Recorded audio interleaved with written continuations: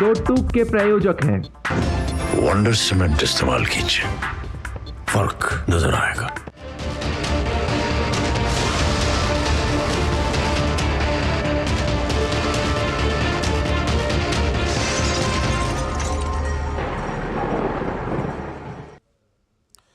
नमस्कार, DD news पर आप दो टूक देख रहे हैं। मैं हूं अशोक श्रीवास्तव। मंदिर वहीं बनाएंगे, तारीख नहीं बताएंगे। देश ने यह नारा बरसों बरस सुना। इसलिए सुना क्योंकि विपक्ष के द्वारा लगातार इस बात का उपहास बनाया जाता था कि बीजेपी ने अपने घोषणा पत्र में यह तो कह दिया मंदिर बनाएंगे, लेकिन उसकी तारीख नहीं बताते हैं। लेकिन क्या उसी तर्ज पर आज इंडिया अलायंस से यह सवाल नहीं पूछा जाना चाहिए कि गठबंधन तो बनाएंगे पर सीटें नहीं बताएंगे? जी हां, गठबंधन तो बनाएंगे पर सीटें नहीं बताएंगे, क्योंकि गठबंधन की बात जो है नरेंद्र मोदी को केंद्र की सत्ता से हटाने के लिए, भाजपा को हराने के लिए एक विपक्षी पार्टियों ने गठबंधन बनाया, बड़े जोर शोर से गठबंधन बनाया और साथ साथ यह भी ऐलान कर दिया कि सारी पार्टियां मिलकर लड़ेंगी।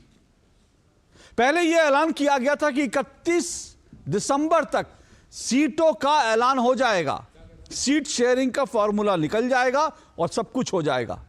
लेकिन आज जनवरी का पहला सप्ताह भी बीत गया, लेकिन आज भी सीटों का ऐलान नहीं हुआ, बल्कि अभी भी बातचीत चल रही है। जबकि लोकसभा चुनाव अब 100 दिन से भी ज्यादा, कह सकते हैं 100 दिन से भी कम दूरी पर है लोकसभा चुनाव। ऐसे में जो ये जो गठबंधन है, इसकी बातचीत की प्रक्रिया तो चल रही है। आज कहने के लिए आज आम आदमी पार्टी और कांग्रेस के बीच जो है सीट शेयरिंग पर बातचीत हुई, लेकिन यह बातचीत जब होती है उससे पहले क्या होता है?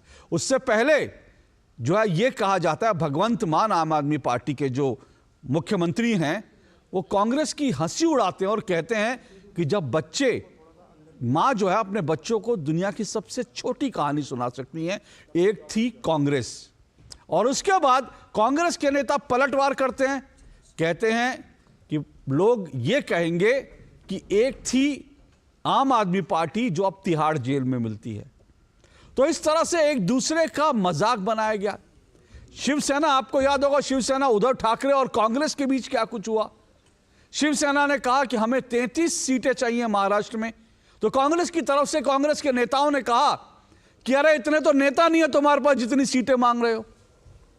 इसी तरह से पश्चिम बंगाल में अधीर रंजन चौधरी ने कहा कि हम कोई ममता दीदी के पास भीख मांगने थोड़ी गए थे। और कुणाल कहते हैं, टीएमसी के नेता कहते हैं कि दोस्त से ज्यादा तुम्हारी लड़ने की हैसियत नहीं है। इस तरह की बयानबाजी लगातार आ रही है। और आज तो उत्तर प्रदेश को लेकर के जो सपने संजो रही थी इंडिया अलायंस, वो सपने भी आज चकनाचूर होते दिख रहे हैं, क्योंकि इंडिया अलायंस को यह लगा था कि बहन मायावती को भी अलायंस में लाएंगे और उत्तर प्रदेश में एक गठबंधन बनाएंगे। हालांकि समाजवादी पार्टी अभी भी कांग्रेस को यूपी में 5 से ज्यादा सीटें देने के लिए तैयार नहीं है, जिस पर कांग्रेस तैयार नहीं है। लेकिन मायावती, बहन मायावती को लाने की योजना बना रहे थे। लेकिन आज बहन मायावती ने समाजवादी पार्टी पर एक बड़ा हमला किया। बदले में अखिलेश यादव ने पलटवार किया और मायावती ने, बहन मायावती ने पलटवार पे फिर से वार किया। तो सवाल सबसे बड़ा यह है कि अगर ऐसे ही एक दूसरे की टांग खींचनी है, अगर ऐसे ही एक दूसरे का अपमान करना है, एक दूसरे को छोटा बताना है और अपने नेता को बड़ा बताना है, अपने नेता को बड़ा बताने की जो लगी है रेस, और उसमें कौन होगा पीएम का फेस, यह इंडिया अलायंस को मालूम नहीं है। मोदी को हराना है, मोदी को हटाना है, पर किसको लाना है, यह कंफ्यूजन ही कंफ्यूजन है। आज दो टूक में इसी पर चर्चा करेंगे, क्योंकि आज एक और बहुत बड़ा डेवलपमेंट हुआ है, यह भी आपको बता दूं। आज दिल्ली में कांग्रेस और आम आदमी पार्टी के बीच बातचीत शुरू हुई सीट बंटवारे की। सोचिएगा, सीट बंटवारे की बातचीत शुरू होती है और ठीक उस बातचीत से पहले अरविंद केजरीवाल और भगवंत मान गुजरात जाते हैं और भरूच की लोकसभा सीट पर अपना कैंडिडेट डिक्लेयर कर देते हैं। सुनने में ये बात बहुत नॉर्मल लगती है, लेकिन ये इतनी सामान्य बात नहीं है, क्योंकि भरूच वो लोकसभा सीट है जहां से कांग्रेस के अंदरूनी खबर ये कह रही है कि वहां से कांग्रेस के बड़े कद्दावर नेता और सोनिया गांधी के राजनीतिक सलाहकार अहमद पटेल जी की बेटी को कांग्रेस उतारने की तैयारी कर रही है। तो जहां से कांग्रेस अहमद पटेल की बेटी को चुनाव लड़ाने के लिए योजना बना रही है, वहां अरविंद केजरीवाल जाकर आम आदमी पार्टी का उम्मीदवार उतार देते हैं, घोषित कर देते हैं। तो आज इसी पर दो टूक करेंगे। ये जो कुछ चल रहा है इंडिया अलायंस में, ये दरअसल है क्या? ये वास्तव में गठबंधन नाम की कोई चीज है भी, या दरअसल सिर्फ एक दिखावा है? इन सब पे चर्चा करेंगे। इससे पहले कि आगे बढ़े, जरा कुछ बयान आपको सुना देता हूं, जरा सुनिए।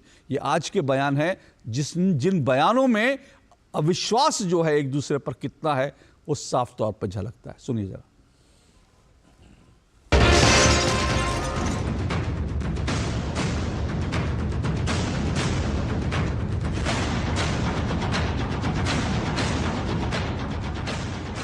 ये और नहीं चाहते कि गठबंधन हो। इसमें वार्ता सीधा है कि वो नहीं चाहते गठबंधन हो। अगर गठबंधन नहीं होते हैं तो सबसे ज्यादा खुशी कौन होगी आज हिंदुस्तान में?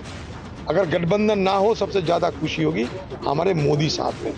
तो ममता जी आज जो कर रहे हैं वो मोदी जी की सेवा में लगे हुए हैं। हर एक घटक दल के बीच में सीटों के तालमेल को लेकर जिस तरीके से कठिनाइयां सामने आ रही हैं, ऐसे में ये गठबंधन चुनाव तक एक रहेगा कि नहीं, बहुत बड़ा प्रश्न चिन्ह उसके ऊपर खड़ा है। जब स्वार्थों का टकराव होता है और स्वार्थी गठबंधन बनता है तो ये तो वाजिब है ना। पहले वो नीतीश बाबू को दे रहे हैं कन्वीनरशिप, अब उनके क्लोज लोग बोल रहे हैं कि वो कोई आवेदन दिए थे क्या? वो तो पीएम के दावेदार हैं। वहां ममता जी हैं, वहां राहुल गांधी के समर्थक हैं। आजकल मैंने सुना है कि उद्धव ठाकरे को भी लोग पीएम के रूप में प्रोजेक्ट करते हैं। तो अगर 545 सीटों में कांग्रेस तैयारी कर रहा है, मतलब कांग्रेस लड़ेगी। तो कांग्रेस अगर 545 सीटों में लड़ेगी तो ये अलायंस का क्या होगा? अलायंस क्या तंबाकू लेने के जाएगा? तो ऐसे तो नहीं चल सकता।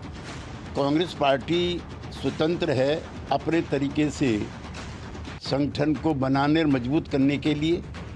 उन्हें कांग्रेस की चिंता है, हमें इंडिया की चिंता है। बिहार में बड़ी पार्टी कांग्रेस नहीं है। यहाँ पर बड़ी पार्टी अगर है, नीतीश कुमार है, जदयू है, आरजेडी है, ये बड़ी पार्टी।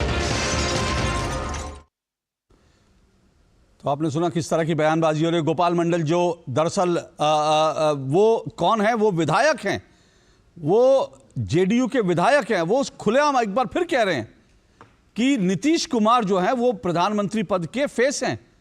वो कह रहे हैं खड़गे को कोई नहीं जानता। इससे पहले भी उन्होंने कहा था खड़गे वड़गे कौन जानता, खड़गे वड़गे। और आज भी वो कह रहे हैं खड़गे को कोई नहीं जानता। वो कह रहे हैं कांग्रेस जो है आजादी के बाद खत्म हो गई, अब अगर कोई प्रधानमंत्री पद का फेस है तो वो नीतीश कुमार है। और दूसरी तरफ इससे पहले क्या कुछ बयानबाजी हुई थी, जरा उसकी एक झलक देखिए और जरा कल्पना कीजिएगा कि क्या ये गठबंधन का धर्म निभाने वाले बयान है। जरा सुनिए इन बयानों को। पंजाब ते दिल्ली च मां अपने बच्चे नूं दुनिया की सब तो छोटी कहानी सुना सकती है, एक थी कांग्रेस। आने वाले समय में माताएं ये भी कहेंगी कि एक पार्टी थी जो आजकल तिहाड़ में मिलती है। ये बता दे कौन सी ऐसी पार्टी है जिसका 40% नेतृत्व जेल में हो। उनसे कौन भीख मांगने गया पता नहीं। हम लोग तो भीख मांगने नहीं गए। ये ममता बनर्जी खुद कह रहे हैं कि हम गठबंधन करके चुनाव लड़ेंगे। ये दोनों सीट हमारे पास है, उनकी दया की कोई जरूरत नहीं है हमें। 2021 के असेंबली इलेक्शन में अकेले लड़के तृणमूल पावर में आया और कांग्रेस लेफ्ट से अलायंस करके लड़के जीरो, पूरा असेंबली में जीरो। तो जो पार्टी जीरो पाते हैं उसका इतना बड़ा बात क्यों? हमारा कोई जरूरत नहीं है इस स्टेट में कांग्रेस का। शिवसेना ने जिस तरीके से, मैंने अखबारों के जरिए देखा कि जिस तरीके से डिमांड की है कि 23 सीटें चाहिए। 23 सीटें बहुत ज्यादा होती हैं। आउट ऑफ 48 23 सीटें आपको दे देंगे तो हम क्या लड़ेंगे? एक बहुत बड़ा सच ये है, जो कि दुर्भाग्यपूर्ण है पर सच है, कि पिछले 1-1.5 सालों में शिवसेना बुरी तरह से बिखर गई, टूट गई। शिवसेना के कई बड़े बड़े नेता छोड़ करके चले गए। कई विधायक चले गए। जो 18 एमपी बोलते हैं उसमें पता नहीं कितने एमपी, एक दर्जन से ज्यादा एमपी उनको छोड़ के चले गए। सीट शेयरिंग के मामले में 3 पार्टी में कोई मतभेद नहीं है, मैं आपको बताना चाहता हूँ। जरूर शिवसेना ने 23 सीटें का दावा किया है, लेकिन हम पहले से 23 सीटें लड़ते आए हैं ना यहाँ महाराष्ट्र में। हाँ, हम लड़ते आए हैं 23 सीटें, तो उसमें गलत क्या है? और इस बारे में हमारी बातचीत दिल्ली के जो वरिष्ठ नेता है कांग्रेस के, जो महाराष्ट्र का भविष्य तय करेंगे कांग्रेस पार्टी का, उनसे सीधी बातचीत चल रही है। तो इन बयानों को सुनकर क्या आपको लगता है कि ये नेता दरअसल एक ही गठबंधन के नेता हैं, जो एक टेबल पर बैठते हैं और तय करते हैं, अपनी स्ट्रैटेजी तय करते हैं, लोकसभा चुनाव के लिए तय करते हैं कि सबको मिल करके नरेंद्र मोदी को हराना है? आज दो टूक में इसी पर चर्चा करेंगे, क्योंकि मैं फिर कह रहा हूं, अगर बीजेपी से सालों साल ये सवाल पूछा गया कि मंदिर वहीं बनाएंगे, तारीख नहीं बताएंगे, तो आज इंडिया अलायंस से सवाल जरूर पूछना चाहिए। गठबंधन तो बनाएंगे पर सीटें नहीं बताएंगे। आखिर क्यों नहीं बताएंगे? देश को जानने का हक है। चलिए इसी चर्चा को शुरू करते हैं। मेरा आज का सवाल आपके सामने है दो टूक में मेरा आज का सवाल, जिस पर आज की डिबेट को हम आगे बढ़ाएंगे। मेरा आज का सवाल, पहले अपमानजनक बयान, अब बातचीत से पहले सीटों का ऐलान। सीट बंटवारे पर चल रहा है घमासान, ऐसे गठबंधन में कैसे आएगी जान? जी हाँ, गठबंधन में अगर जान फूकनी है तो आपके अंदर एक सामंजस्य तो होना चाहिए। लेकिन पहले अपमानजनक बयान, अब बातचीत से पहले सीटों का ऐलान, सीट बंटवारे पर जारी घमासान, ऐसे कैसे इंडिया अलायंस में आएगी जान? इसी पर चर्चा करेंगे। 5 मेहमान मेरे साथ आज की डिबेट में जुड़ चुके हैं। आइए 5 मेहमानों का परिचय करवा देता हूं। मेरे साथ जयराम विप्लव जुड़ चुके हैं, बीजेपी के प्रवक्ता हैं जयराम विप्लव। मेरे साथ अजय वर्मा जुड़ चुके हैं। अजय वर्मा अभी जुड़ेंगे मेरे साथ, मैं देख रहा हूं अभी स्क्रीन पर अजय वर्मा नहीं है, कांग्रेस के नेता हैं। पर प्रोफेसर भुवन भास्कर जोशी मेरे साथ जुड़ चुके हैं, वो समाजवादी पार्टी के प्रवक्ता हैं। मेरे साथ स्टूडियो में संजीव कौशिक जुड़े हुए हैं। संजीव कौशिक आम आदमी पार्टी के सपोर्टर, राजनीतिक विश्लेषक हैं। युवराज पोखरना मेरे साथ जुड़ रहे हैं गुजरात से। युवराज पोखरना जो हैं वो राजनीतिक विश्लेषक हैं। आप चारों का बहुत बहुत शुक्रिया, स्वागत। जल्दी मेरे साथ कांग्रेस के नेता अजय वर्मा जुड़ेंगे। लेकिन प्रोफेसर भुवन भास्कर जोशी, एक तरफ मायावती बहन जी को लाने की तैयारी चल रही है, दूसरी तरफ उन पर जो है बयानबाजी जो है इस तरह की आज शुरू हो गई है। ये चल क्या रहा है इंडिया अलायंस में? थोड़ा सा समझाने की कोशिश कीजिए प्लीज। देखिए, राजनीति में धुरी एक नहीं होती है, 2 धुरी होती है। हमारी लगातार मीटिंग्स भी हो रही हैं। मैं पूछना चाहता हूं एनडीए की कितनी मीटिंग हो गई है। मैं पूछना चाहता हूं एनडीए के कौन संयोजक है। और आप ही का प्रश्न मेरा एनडीए के लेकर है। ये पूछना चाहता हूं, हमारे यहाँ तो प्रजातंत्र है, एक दूसरे पर अच्छी बात भी कह रहे हैं, बुरी बात भी कह रहे हैं कि वहां पर तो 2 लोग तुगलकी फरमान जारी कर देते हैं और वहां पर तो कोई प्रजातंत्र हमें दिखाई नहीं देता। और देश में एक भ्रम फैलाने की भी आवश्यकता नहीं है कि एक अकेला सब पर भारी 44 लोगों का, छोटे मोटे दलों का, सभी दलों का मिलके गठबंधन बनाया। तो देश को समझ जाना चाहिए, एक अकेला सब पर भारी ये केवल हवाई बात है। 44 लोगों का गठबंधन, हमारा 28 लोगों का गठबंधन है। क्या वहां पर मैं उत्तर प्रदेश से आता हूं, जहां तक मेरा ख्याल है आप भी उत्तर प्रदेश में रहते हैं, तो मैं पूछना चाहता हूं आपके चैनल के माध्यम से, वो एनडीए में चर्चा है कि वो कितनी सीटें अपने निषाद पार्टी को दे रहे हैं, अपना दल को दे रहे हैं। और तीसरे, एक तो मंत्री का तो यह हाल है वहां पर, जो पूर्व मंत्री रहे, हमारे साथ आए, अब इनके साथ आए, पहले इनके साथ थे, उनको तो आज स्थिति यह है कि कभी योगी दरबार, कभी अमित शाह जी के दरबार, उनको तो बिल्कुल ट्रेन बना दिया है। उनकी कब ताजपोशी हो रही है, ये प्रश्न हम भी तो पूछ सकते हैं। नहीं बिल्कुल। भुवन भास्कर जोशी जी सुनिए, एक मिनट। भुवन भास्कर जोशी जी, सवाल आपको पूछने चाहिए, बिल्कुल पूछने चाहिए। आपको छोड़कर गए हैं, जब आप अपने सहयोगियों को नहीं छोड़ते तो जो छोड़कर गए उनको कैसे छोड़ देंगे? जब आपने सहयोगी जो साथ में रहता है उसके आप कपड़े फाड़ने पर इंडिया अलायंस में लोग तुले रहते हैं, तो जो छोड़ के गए उसके ऊपर जरूर सवाल पूछना चाहिए। लेकिन आपने जो उत्तर प्रदेश को लेकर एक सवाल पूछा, उसको लेकर मेरा भी एक सवाल है। मैं जानना चाहता हूं, पिछले लोकसभा चुनावों में उत्तर प्रदेश की 80 सीटों में समाजवादी पार्टी की कितनी सीटें आई थी? मैं आपको बताना चाहता हूं, हमारी 5 सीटें थी, तो छुपा नहीं है। 80 में से 5 सीटें आई थी। बीजेपी की कितनी सीटें आई थी? अकेले बीजेपी अकेले अपने दम पे कितनी सीटें लाई थी? अलायंस के साथ का तो मुझे स्कोर पता है उनका। 5 उनकी थी, 5 हमारी थी, 5 बसपा की थी। नहीं, मैंने बीजेपी की पूछी। बीजेपी सर, बीजेपी की कितनी? ये हम अलायंस की बता सकते हैं। 64 सीटें उनकी अलायंस की थी, टोटल सीटें। 64 सीटें आप बीजेपी की बता रहे हैं, 5 सीटें आपकी है, अलायंस की, एनडीए की। हाँ हाँ, तो ये समझिए कि ये जो गठबंधन की जरूरत है ना, गठबंधन की जरूरत आपको है सर, इसीलिए उनको वो ठीक है, आप जो सवाल पूछ रहे हैं ना वो मैं जरूर जयराम विप्लव से पूछूंगा, लेकिन वो गठबंधन करे ना करे उनको ज्यादा फर्क नहीं पड़ता, फर्क आपको पड़ता है, क्योंकि आपको हराना है उनको, आपको हटाना है। तो अगर आप में तारतम्य नहीं होगा, दिक्कत वहां से शुरू होती है। और आप लोग गठबंधन बनाने की बात कर रहे हैं, उन्होंने तो एक प्रतिक्रिया स्वरूप एक गठबंधन बना लिया, वो आप भी जानते हैं, मैं भी जानता हूं, यहां पे बीजेपी नहीं कहेगी, आप तो खुलकर कह सकते हैं, मैं खुलकर कह सकता हूं। ये जो एनडीए बनाया वो एनडीए का दरअसल मुझे नहीं लगता कि इस एनडीए का कोई औचित्य है। छोटी छोटी पार्टियां हैं, उनको सामंजस्य से बैठाना है, लेकिन बीजेपी अकेले दम पर जो पार्टी 303 सीटें लेती है, एनडीए हो ना हो उसको ज्यादा फर्क नहीं पड़ता, फर्क आपको पड़ता है सर। इसलिए मैं पूछ रहा हूं आप लोग क्या कर रहे हैं। और फिर मेरा सवाल मायावती जी के ऊपर है, क्या मायावती जी गठबंधन का हिस्सा बन रही है? देखिए, हमारे नेता माननीय अखिलेश यादव जी ने स्पष्ट कहा कि हमारी तैयारी 80 की 80 सीटों की है। अब जब इंडिया अलायंस हुआ, इंडिया अलायंस क्यों बना, ये भी सबको पता है कि देश को बचाने के लिए, संविधान को बचाने के लिए, लोकतंत्र को बचाने के लिए हम लोगों ने इंडिया बनने में शामिल हुए।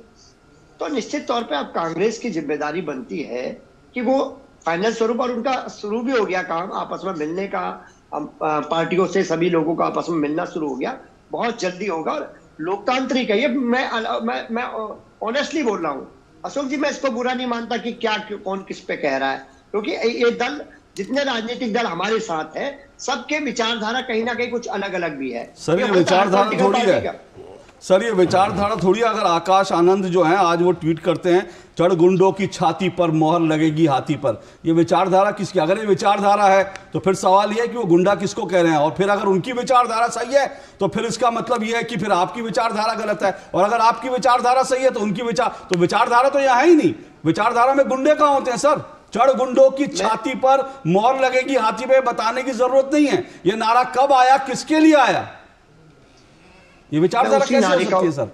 मैं इसी नारे का जो आकाश जी ने कराया ट्वीट, मैं इसका इसी नारे का बताने का, ये तो उस दौर में आया था जब सरकारें वहां पर भाजपा की थी, और निश्चित तौर पे भाजपा और सपा का उदय होने का काम कर रहा था। सर सुनिए, मैं पूरी रिसर्च करके आया हूं सर। ये बस भाजपा के समय में नहीं, ये समाजवादी, अब आपने नाम ले दिया तो मुझे नाम लेना पड़ेगा, बाकायदा मायावती बहन जी है, उन्होंने समाजवादी पार्टी के लिए कहा चढ़ गुंडों की छाती पर मोहर लगेगी हाथी पर, गुंडे उन्होंने समाजवादी पार्टी को कहा। और आज भी उन्होंने गेस्ट हाउस कांड की याद दिलाई है। वो गेस्ट हाउस का कांड किसका था? बीजेपी ने किया था। वो गेस्ट हाउस कांड की याद कर रही है, जब उन्होंने कहा था कि समाजवादी पार्टी के नेताओं ने उनकी इज्जत लूटने की, गुंडों ने उनकी इज्जत लूटने की कोशिश की थी, जब उन्होंने यह कहा था कि समाजवादी पार्टी के गुंडे जो है मुझे जान से मार देना चाहते थे। ये कौन सी विचारधारा? आप विचारधारा की बात करो तो मैं विचारधारा पर सवाल कर रहा हूं सर। अशोक जी, आज की विचारधारा सही है, 2019 की विचारधारा सही है, देश तय कर लेगा। मैं उस ज्यादा विषय में नहीं जाना चाहता।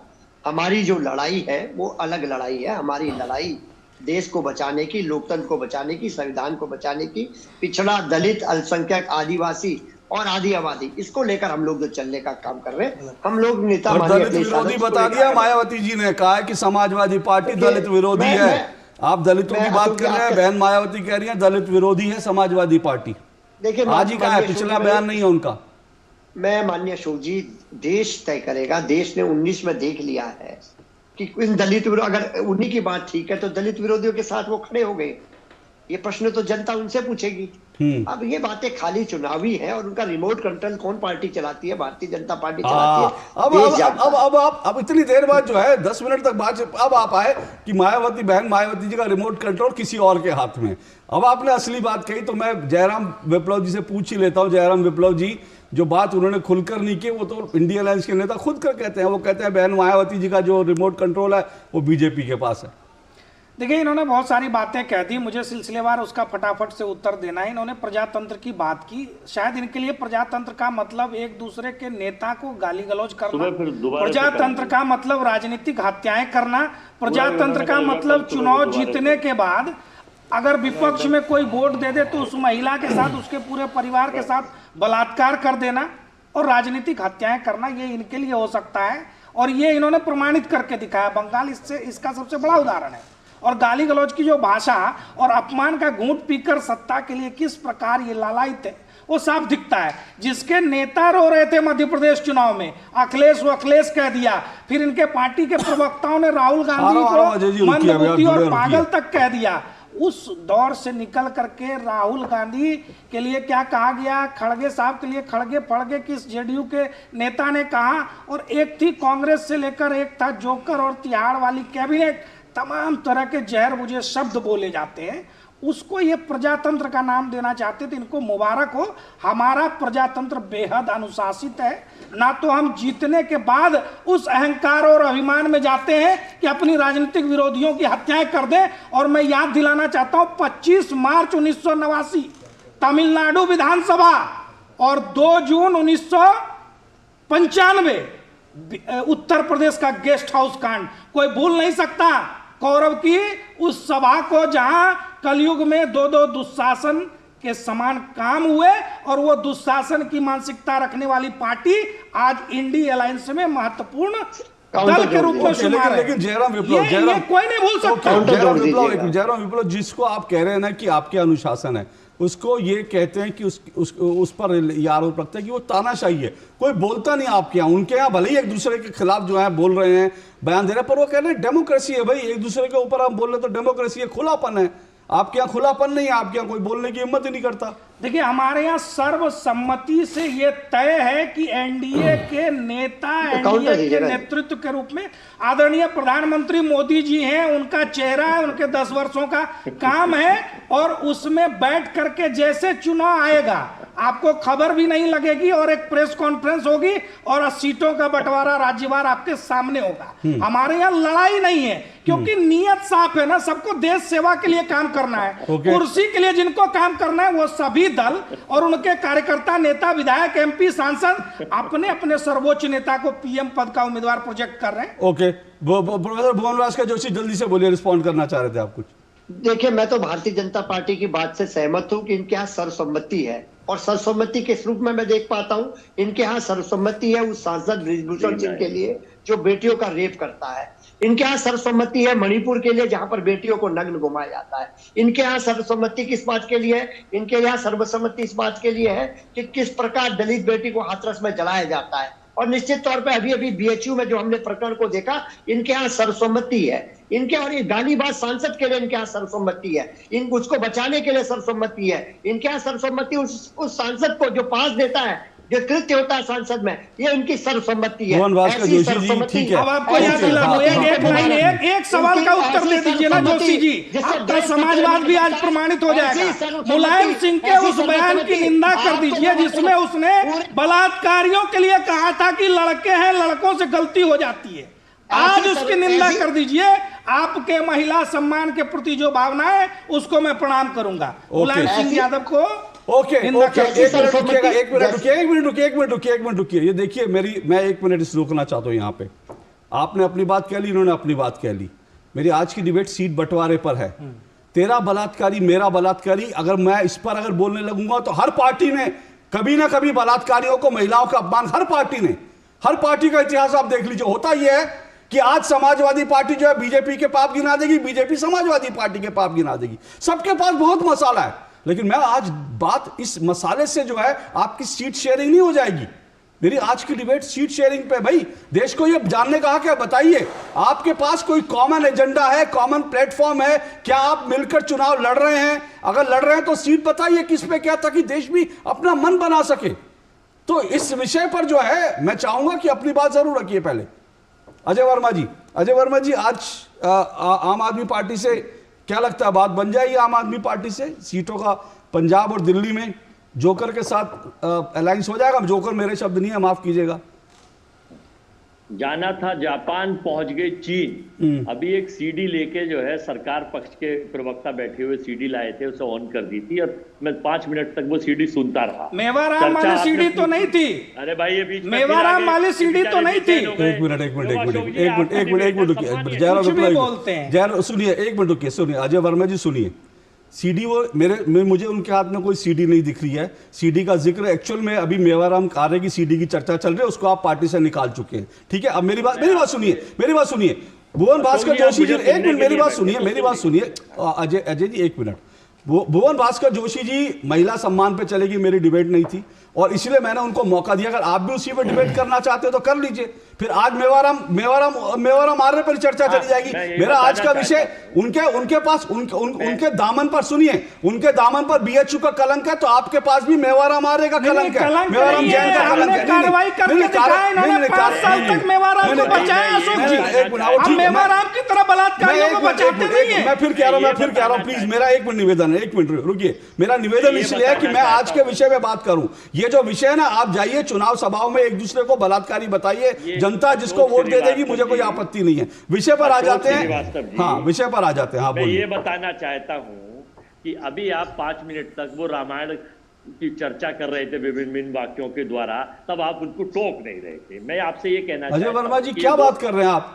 सुनिए, अभी भुवन भास्कर जोशी ने शुरू किया, मैंने उनको नहीं टोका। लेकिन अरे सुनिए तो मेरी बात, भुवन भास्कर जोशी ने बीजेपी को गिराया, मैंने नहीं टोका उनको। भुवन भास्कर जोशी से ने एक बात कही, उसका रिस्पॉन्ड उन्होंने किया। अब आप बोलिए। कि इन लोगों का काम तो ये है कि केवल एजेंडा जो है चलाया जाए।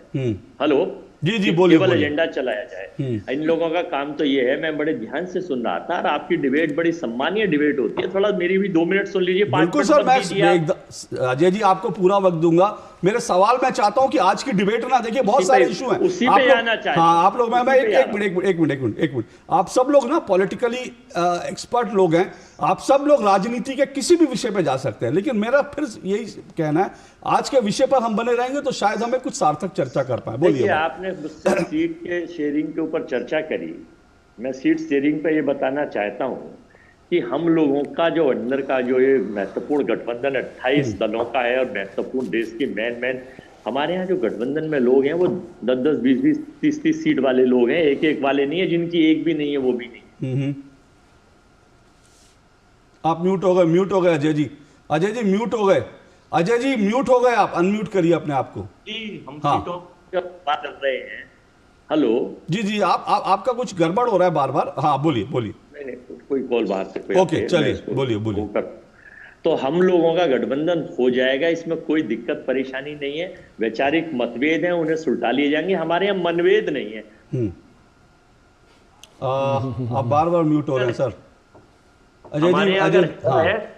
अजय जी आपके सेटिंग में कुछ प्रॉब्लम हो रही है। हाँ, तो केवल नहीं अजय जी, कुछ प्रॉब्लम है क्या? मैं आपके पास थोड़ी देर में आऊं? मुझे लग रहा है आपकी सेटिंग में कुछ प्रॉब्लम है अजय जी। नहीं, आप अभी भी म्यूट पर हैं। ओके, मैं आपको 2 मिनट देता हूं, आप अपनी सेटिंग ठीक कर लीजिए, मैं आपके पास आता हूं। तब तक मैं संजीव कौशिक, क्या फॉर्मूला बन रहा है आम आदमी पार्टी और कांग्रेस के बीच पंजाब और दिल्ली में? अशोक जी, मुझे लगता है कि गठबंधन की बात को लेकर के जिस तरह से चर्चा हो रही है, गठबंधन का मतलब क्या होता है? गठबंधन का मतलब एक दूसरे में विलय कर लेना होता है। सारी पार्टियों में एकदम से बैठ करके आपको 10 सीट दे दी गई, आराम से किसी ने कह दिया कि हाँ हमें दे दी गई तो हम इतने पे संतुष्ट रह जाएंगे। सवाल यह है कि सारी पार्टियां अपने अपने तरीके से अपने अपने जगह पे, जहाँ पे उनके मजबूत जनाधार है, वहाँ वो चाहते हैं कि हम लड़े और वहाँ पर अपनी उपस्थिति दर्ज कराएं। मुश्किल ये है कि पहले बैठ करके इस पे बात करना होता है कि कहाँ पे आप मजबूत हैं। केवल संख्याओं की बात नहीं है, लड़ने की तो सारी पार्टियां इच्छा रखती है। तो जब एक साथ बैठ करके किस सीट पर कौन कितना मजबूत है उसके आधार पर सीटों के बंटवारा की बात होती है तो वक्त लगता है। अलग अलग सिद्धांतों वाली पार्टी है, एक दूसरे से कई बार अलग अलग प्लेटफॉर्म पे लड़ी भी है एक दूसरे के खिलाफ में पार्टियां। तो जब एक जगह पे वो इकट्ठी होती हैं तो एक कॉमन मिनिमम प्रोग्राम बनता है और उसके आधार पे वो अपना चुनावी रणनीति बनाती हैं। वक्त लगता है। लगातार जिन चीज़ों के बारे में पहले गठबंधन के बारे में कहा जा रहा था कि गठबंधन ही संभव नहीं है, गठबंधन की मीटिंग हुई 1 बार 2 बार 3 बार 4 बार, लगातार कल भी मीटिंग होने वाली है। तो इसमें वक्त लगेगा और वक्त के बाद एक कॉमन मिनिमम प्रोग्राम बनाकर तो निश्चित तौर पर संजीव जी, वक्त की जब आप बात करते हैं तो मुझे याद आता है कि 31 दिसंबर जो है ये तय किया गया था कि सीट शेयरिंग 31 दिसंबर तक हो जाए। आज हम कौन सी तारीख में? आज 7 जनवरी जा चुकी है। थोड़ा सा इंतजार कीजिए ना। पार्टियां, आपको ऐसा लग रहा है निश्चित तौर पे अलग अलग पार्टियां अलग तरीके से अपनी बातों को रख रही है। सारी पार्टियां अपने तरीके से अपने क्षेत्र में, अपने इलाके में, अपने सीट पे मजबूती से अपना कन्वीनर वो नियुक्त कर रही है, मजबूती से अपना जनाधार। कन्वीनर तो कांग्रेस ने पूरे 539 सीटों पे कर दिए। हाँ, तो निश्चित तौर पे सारी पार्टियां करती है ना ऐसे। क्या करे वो? कुछ सीटों पर छोड़ दे क्या? आखिर जो भी गठबंधन का वहां पे प्रतिनिधि बन के जो जाएगा और चुनाव लड़ेगा, उसको वो पार्टी सपोर्ट करेगी या नहीं करेगी? उसके अनुभव काम में आएंगे या उसके वोटर उस पे वोट करेंगे या नहीं करेंगे? तो इसे एक अलग तरीके से परिभाषित करने की कोशिश की जा रही है कि नहीं, आप इस जगह पे मजबूती के साथ आपने सीट घोषित कर दी, क्या करे, छोड़ दे, आपके हिस्से में डाल दे। सारी पार्टियों को मैंने कहा कि गठबंधन का उम्मीदवार होगा, इसमें पार्टियों के उम्मीदवार तो होंगे ही, लेकिन गठबंधन का एक उम्मीदवार होगा और सारी पार्टियां मिल करके ये तय करेगी। थोड़ा सा वक्त तक। बहुत अच्छी बात आप कह रहे हैं, गठबंधन का एक उम्मीदवार होगा, लेकिन वही तो सवाल उठते हैं, गठबंधन होगा तब एक उम्मीदवार होगा। अभी तो पेच यही फंसा है, क्योंकि मैं फिर कह रहा हूं अभी सीटों के लिए कोई तय नहीं हुआ, लेकिन उसके बावजूद आज भी चर्चा चली है। आज आम आदमी पार्टी ने बाकायदा भड़ूच से, जो बहुत इंपॉर्टेंट सीट है, वहां से अपना उम्मीदवार डिक्लेयर भी कर दिया। इसी तरह से नीतीश बाबू ने अरुणाचल प्रदेश से अपना उम्मीदवार डिक्लेयर कर दिया। तो सीतामढ़ी से, हाँ, बिहार में सीतामढ़ी से। इस तरह की गठबंधन की राजनीति भारतीय जनता पार्टी ने नहीं की है क्या? इस तरह से प्रेशर पॉलिटिक्स नहीं की है? ज्यादा से ज्यादा मैं ब्रेक के बाद आ रहा हूं, फिर आप जरूर बताइएगा कि बीजेपी में इस तरह की गठबंधन की राजनीति, लेकिन मैं उसके बाद जो है युवराज पोखरना के पास में हूं, क्योंकि मैं फिर कह रहा हूं ये जो पूरी कहानी जो भड़ूच की है, ये अपने आप में बड़ा इंपॉर्टेंट फैक्टर है। और महाराष्ट्र में भी आप सुन चुके हैं महाराष्ट्र में क्या चल रहा होगा। इस ब्रेक के बाद हो बिजनेस बढ़ाना, गुड़िया को पढ़ाना या मिसेस के साथ वेकेशन, लो मुथूट फाइनेंस गोल्ड लोन, भरोसा इंडिया का। मुथूट फाइनेंस भारत का नंबर 1 सबसे भरोसेमंद financial services brand. Gold loan के लिए अभी कॉल करें 1-800-313-1212। गोल्डी छोले मसाले, जहाँ जाए रिश्ते बनाए, जहाँ जाए रिश्ते बनाए, गोल्डी मसाले। मेरे शेर तैयार है ना? हाँ चल चल चल, आजा मेरे शेर, आजा। क्या सिखाया था मैंने? क्या होती है असली मर्दानगी? प्यार के साथ संयम, मर्द पे कंडू मर्दा। शाबाश। और मैंने क्या सिखाया था? क्या होती है छिछोरों की निशानी? कि पहले साल में बच्चे करते हैं। और जो मैंने कहा था भूल गया? नहीं, याद है ना कि पहले परिवार नियोजन की बात, फिर सुहागरात। सही बात। देखिए, प्यार के साथ जिम्मेदारी भी निभाना, इसी में असली मर्दानगी है ना। ये किसने सिखाया बे? मेरी अपनी है यार। तुझे तो प्यार हो गया बे। चले चल चल चल।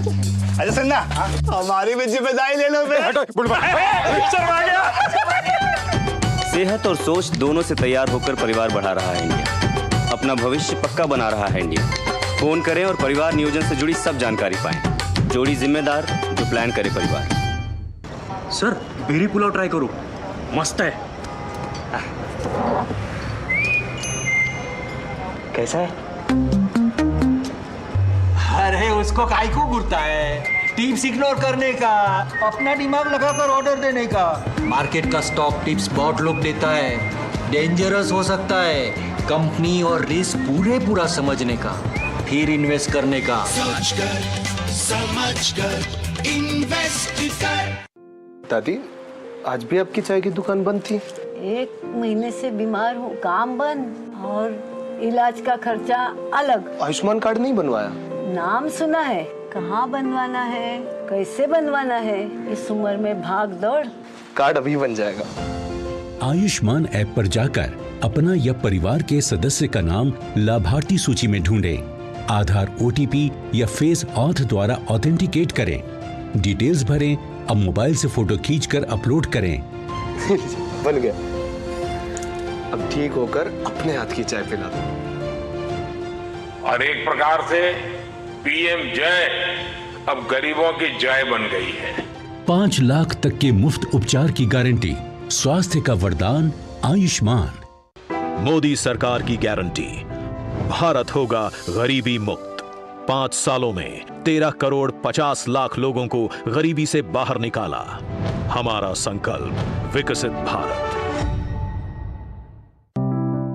लाइफ में फाइनेंशियल आजादी के लिए NPS जरूरी है। रिटायरमेंट में फाइनेंशियल आजादी रहे जारी, NPS से आज ही करे तैयारी। NPS जरूरी है।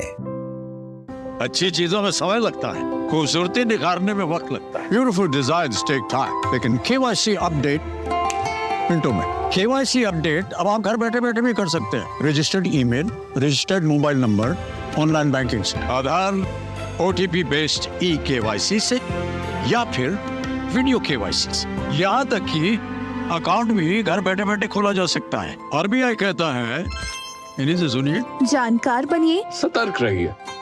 कुछ महीने पहले मेरे दोस्त की हेल्थ अचानक खराब हुई और कुछ दिनों में ही उसकी डेथ हो गई। उसने पॉलिसी बाजार से टर्म लाइफ इंश्योरेंस लिया हुआ था। मैंने पॉलिसी बाजार को कांटेक्ट किया। उनकी टीम ने क्लेम दिलाने में उसकी पेरेंट्स की पूरी हेल्प की। क्लेम के टाइम पे आपकी हेल्प के लिए हमेशा तैयार। पॉलिसी बाजार, 1 करोड़ का टर्म लाइफ इंश्योरेंस सिर्फ 470 रुपए महीने से शुरू। दो टुक आप देख रहे हैं, दो टुक हम चर्चा कर रहे हैं। गठबंधन तो बनाएंगे पर सीटें नहीं बताएंगे।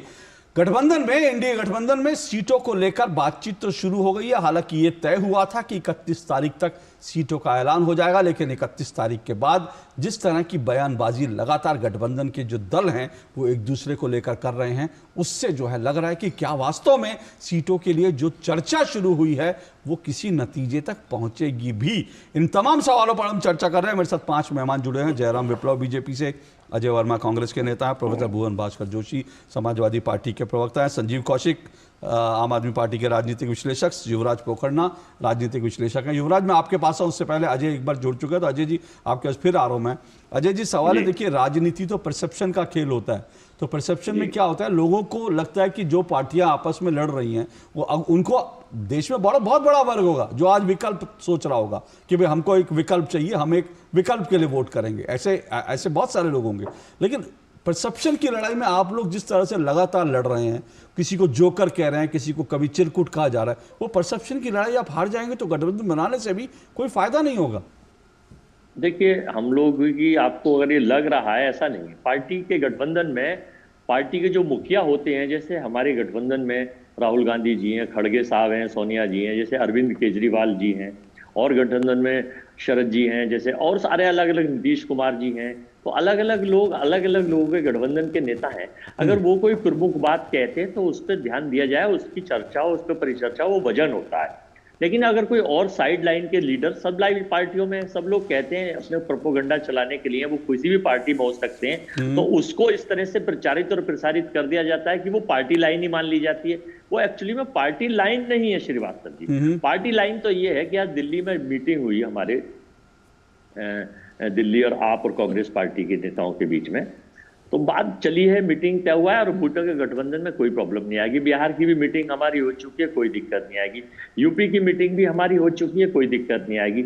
मैंने ली 6 स्टेटों में हमें थोड़ा सा आपसी वैचारिक मतभेद हैं जो दूर कर लिए जाएंगे। बाकी 24 स्टेटों में कोई प्रॉब्लम कहीं नहीं है। कौन से 6 स्टेट, सर कौन से 6 स्टेट अजय जी आपको लगता है जहां पर थोड़ी अभी जो है टसल है? बाकी आप कह रहे हैं सब स्टेट्स में ठीक है, तो मैं 6 की बात आ जाए ताकि मुझे बाकी 24 समझ आ जाएंगे, मुझे और दर्शकों को। जी, जैसे बंगाल है, जैसे बिहार है, ओके, उत्तर प्रदेश है, हाँ, थोड़ा सा, और बाकी तमिलनाडु में ठीक है, कोई दिक्कत नहीं है। केरला में भी ठीक है, कोई दिक्कत नहीं है। थोड़ा सा है हमारा प्रॉब्लम उत्तराखंड में है, थोड़ी सी, क्या है, कैसे है, किसको हम लोग इसमें और भी लोग मांग रहे हैं।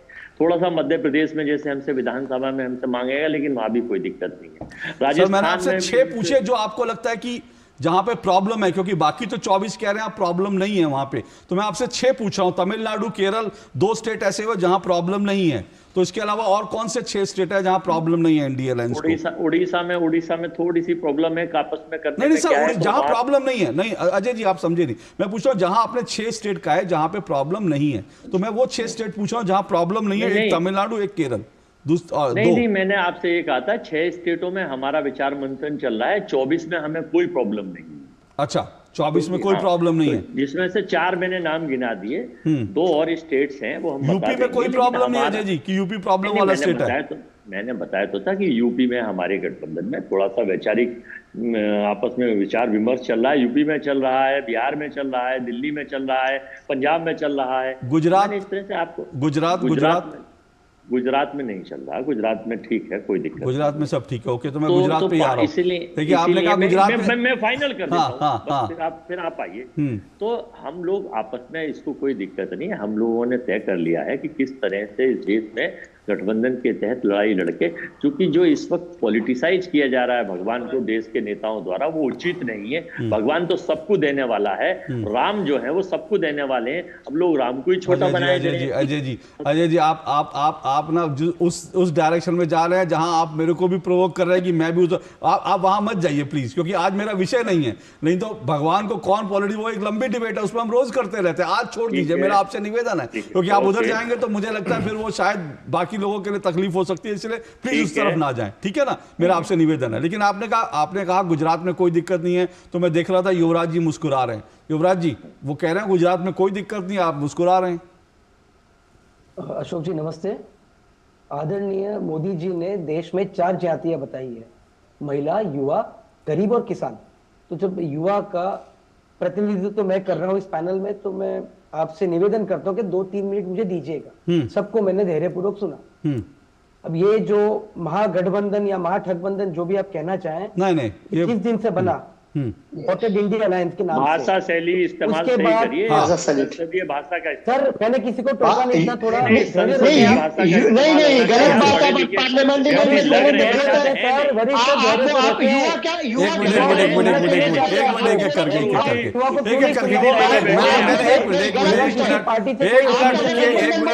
एक मिनट रुकिए, मैंने ऑलरेडी बोल दिया। अजय जी रुकिए, प्रोफेसर भुवन भास्कर जोशी रुकिए। मैंने पहले जब उन्होंने कहा, मैंने पहले आपत्ति दर्ज करा दी कि हम भाषा का ख्याल रखें। बस जी बोलिए युवराज जी।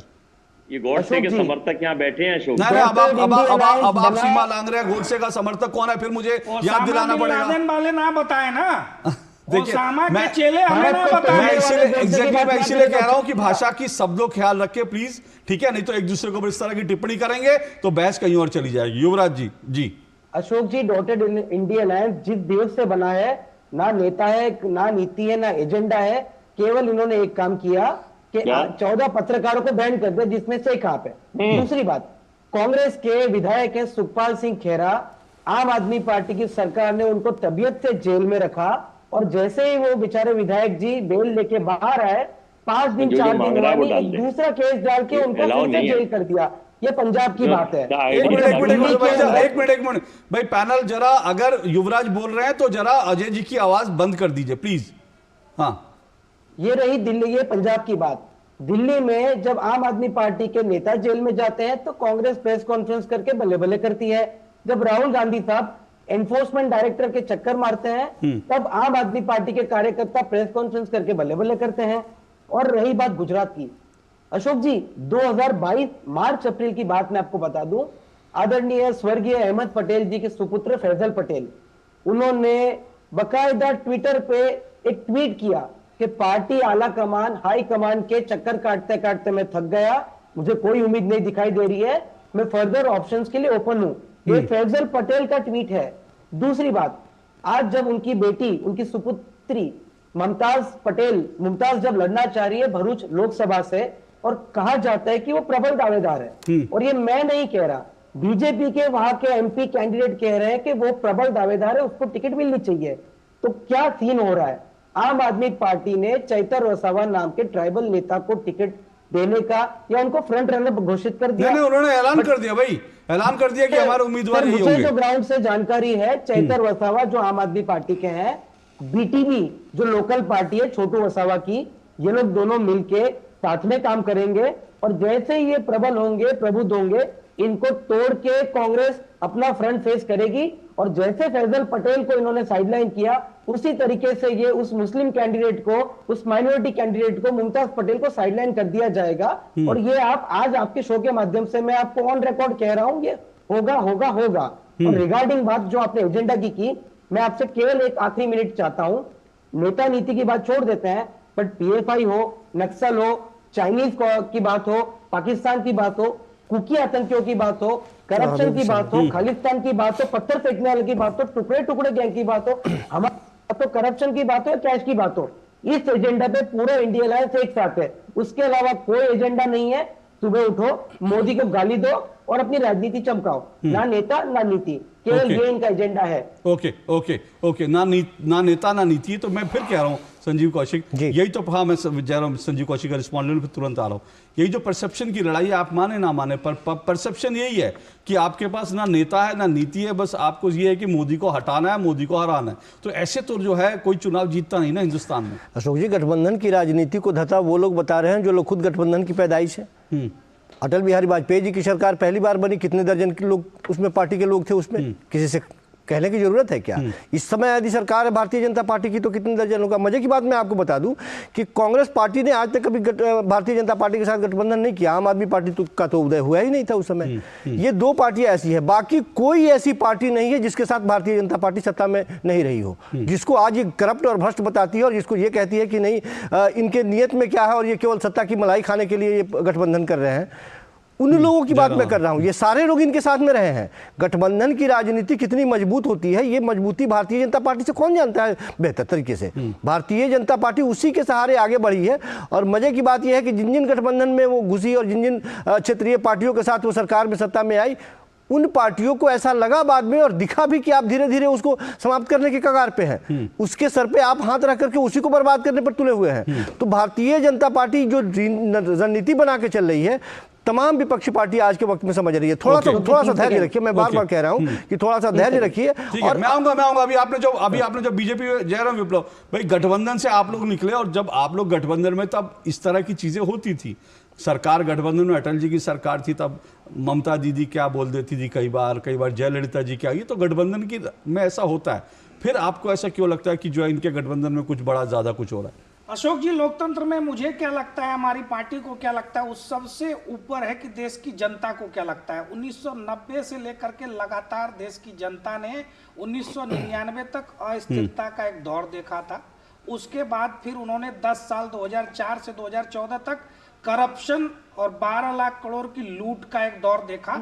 और इस देश की जनता साइनिंग इंडिया फील गुड के बारे में ही बता दें, आप ही लोग थे ना। सुनिए ना, देश की जनता ने तय किया, दशकों बाद वो अवसर आया जब किसी पार्टी को अपने दम पर पूर्ण बहुमत की सरकार मिली और दोबारा 2019 में फिर पूर्ण बहुमत की सीटें बढ़ाकर इस देश की जनता ने सरकार दी। उसके बावजूद हमने सिरोधार्य करते हुए एनडीए के तमाम दलों को साथ लेकर चले। इसलिए मोदी जी का वो नारा सबकी समझ में आता है, सबका साथ सबका विकास। अब मैं कहता हूं देखिए, गठबंधन अगर देश को आगे बढ़ाने के लिए, प्रगति पर ले जाने के लिए, विकसित राष्ट्र बनाने के लिए अगर बनता हो तो निश्चित रूप से वो सकारात्मक और टिकाऊ होता है। लेकिन गठबंधन जब नकारात्मक सोच के साथ किसी एक व्यक्ति के प्रति नफरत में, अंध विरोध में किसी एक पार्टी को केवल सत्ता से हटाने के लिए बन जाए तो उसका परिणाम वही होता है। हमने तो पार्टियां विलय हो गई थी 77 में, लेकिन वो केवल एक व्यक्ति के, एक सत्ता के विरुद्ध खड़ा हुआ आंदोलन था।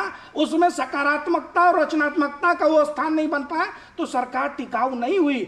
आज जो स्थिति है, देखिए आपने कहा कि इन्होंने सब दल के साथ किया, निश्चित रूप से किया। जवाब सुन लीजिए संजीव जी, बहुत इंपॉर्टेंट बात है। सबके साथ किया, चाहे लालू हो, बसपा हो, जेडीयू हो, बहुत सारे दलों को हमने साथ में लिया, क्योंकि तब वो कहते थे सामाजिक न्याय। हमने सामाजिक न्याय के लिए साथ दिया। कमाल की बात कर रहे हैं, क्या मजाक कर रहे हैं आप भी। सुन लीजिए, जब सत्ता में आए तो उन्होंने क्या कहा, परिवार किया है, केवल अपने परिवार की आय बढ़ाया। इसीलिए आज जांच एजेंसियां उनके दरवाजे पर खड़ी। अरे लंबी फेहरिस्त है वो, उस पे नहीं जयराम भाई, उस पे नहीं जाना चाहते। एक और ब्रेक के बाद मैं आ रहा हूं, इस बात पर आ रहा हूं, क्योंकि एक विषय जरूर सामने आता है कि क्या नेगेटिव, अगर एक आप अप्रोच लेकर नेगेटिव एजेंडा लेकर आगे बढ़ते हैं तो क्या देश की जनता उसको स्वीकार कर लेती है? ये बात ठीक है कि इंदिरा गांधी को हराने के लिए जो है सब लोग एकजुट हो गए थे। 1977 की जो बात कर रहे हैं, हालांकि उस वक्त ये था इमरजेंसी के खिलाफ लोगों को वोट देना था, लेकिन क्योंकि इंदिरा हटाओ एक नारा बन गया था, इसलिए वो गठबंधन जल्दी टूट भी गया। लोगों को आज भी ये लगता है, क्योंकि मैं अभी देख रहा था, अभी मुझे किसी ने ट्वीट किया, ब्रेक के बाद वो ट्वीट भी आपको सुनाऊंगा। प्रकाश माहेश्वरी एक लेखक है, वो मुझे एक ट्वीट कर रहे हैं, वो ट्वीट आपको सुनाऊंगा। तो क्या नकारात्मक एजेंडे पर क्या गठबंधन आगे बढ़ सकता है या उसके पास कोई पॉजिटिव एजेंडा भी? आऊंगा इस ब्रेक के बाद।